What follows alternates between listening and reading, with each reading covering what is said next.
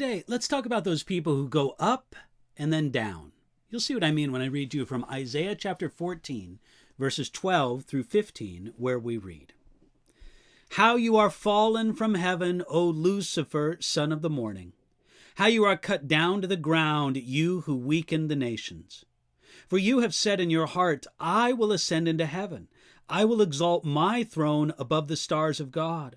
I will also sit on the mount of the congregation on the farthest sides of the north. I will ascend above the heights of the clouds. I will be like the Most High. Yet you shall be brought down to Sheol, to the lowest depths of the pit." I remember one year watching the American Super Bowl. That's the football championship. And the two teams were introduced in very different ways. The first team was introduced in the customary manner, individual by individual. The second team refused any individual introduction and was merely presented as one team. That particular year, the second team won. It's a sports cliche that there is no I in team. But there is plenty of I in this passage from Isaiah, where the prophet looked at both the nearer king of Babylon and the more distant enemy of our souls.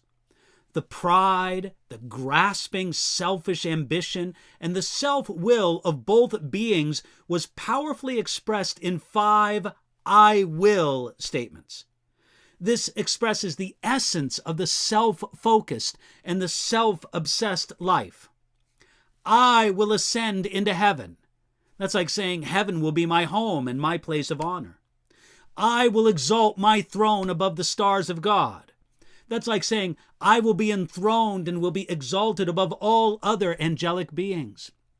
I will also sit on the mount of the congregation. That's like saying I will sit in the place of glory and honor and attention. I will ascend above the heights. That's like saying I will continue to rise even in heaven until everyone sees my bright shining glory. And finally, he said, I will be like the Most High. That's like saying I will be glorious and set equal to God, far above all other created beings.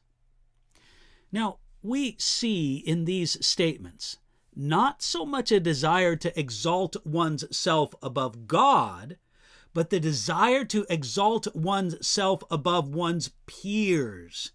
From this passage, it seems that Satan's desire was not so much to be above God, but to be honored and regarded as the highest angel, above the other stars of God, receiving the glory and attention one would receive being next to God, equal with God, like the Most High.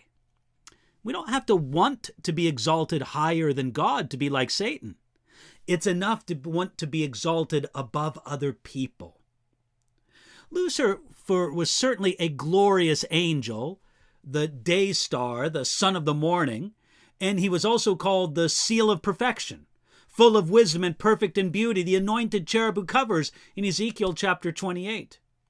Yet there came a time when, despite all this beauty and glory, he departed from the heart of God by wanting to exalt himself above his peers.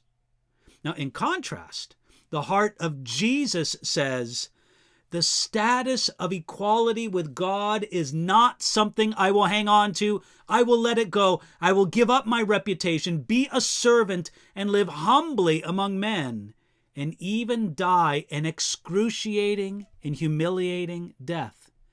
That's a paraphrase of some of the ideas from Philippians chapter 2.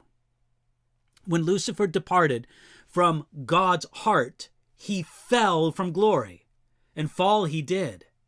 The promise is, yet you shall be brought down.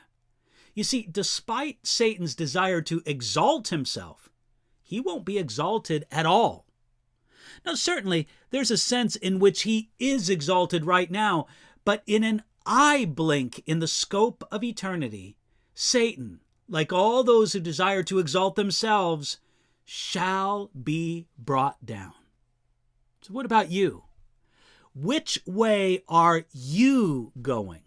Are you going up like the others-centered Jesus, Or are you going down like the self-centered Satan? Draw near to Jesus, and he'll work his humility into you. You can open yourself up to Jesus and draw near to him today.